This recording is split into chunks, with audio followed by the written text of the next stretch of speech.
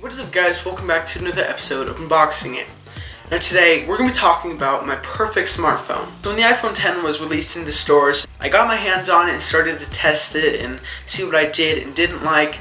And there were a ton of things that I did like, but at the same time there were a couple things that I wasn't really the biggest fan of, such as the fact that there's such a big camera bump, so it's really annoying when it's just sitting flat on a table. Also the fact that it doesn't have expandable storage, which would be really nice if it did have it. Having that in mind, when the Google Pixel 2 came out, I was really intrigued by it, partially because I had been a fan of the first generation Pixel, so I tested it and went to see what it did and didn't like. And there were a lot of things that I did like, but just like the iPhone, there were a lot of things that I didn't like, such as the fact that there's that blue shift on the display, which isn't awful. You can live with it, but I wouldn't really prefer that. The thought hit me, what is my perfect smartphone? So I looked back to see all the features that I would really love to be in a smartphone, and that would all make up my perfect smartphone. The first thing that I would want is a 120 Hz micro LED display. So you might know that 120 Hz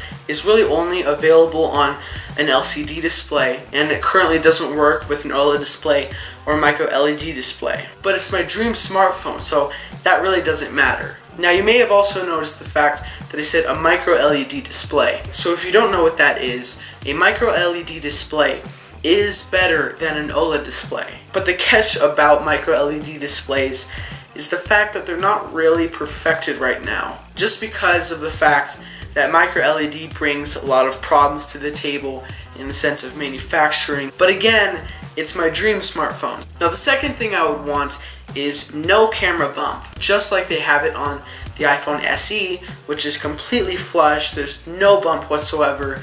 It sits flat on the table. Now my third thing would be a truly bezel-less display. As of right now, a truly bezel-less display is not really possible, so that's just going to be something that we're going to have to deal with. Now the fourth thing is an under-display fingerprint reader. So instead of moving the fingerprint reader to the back of the phone or in the power button or some funky place like that, I would just prefer it to be under the display because it would just be so much easier. The fifth feature I would want is, of course, wireless charging. Just because it's as simple as, that kind of speaks for itself. The sixth feature that I would want is stereo speakers. Now this is a feature that I think all phones should have, just because if you're watching a video and you accidentally cover the bottom speaker, there's still some noise coming out of the earpiece, just so you don't lose all of the sound. For the software side of things, I would choose iOS. I wouldn't want iOS as it currently is right now, just because Siri isn't that smart at all, and also just because of the fact that iOS hasn't really been changed since the first iPhone, which is kind of bizarre. But I would just want a differently designed iOS. Now for the processor, I would want the most powerful chip that is in a smartphone right now. Of course, that would be Apple's A11 Bionic chip, just because no other processor really even comes that close. The ninth thing I would want is 8 GB of RAM. I know that is a crazy amount of RAM, way too much for one phone, but it would just be nice to have. The 10th thing I would want would be USB Type-C. On another video, I explained a lot of the things that USB Type-C is really good at.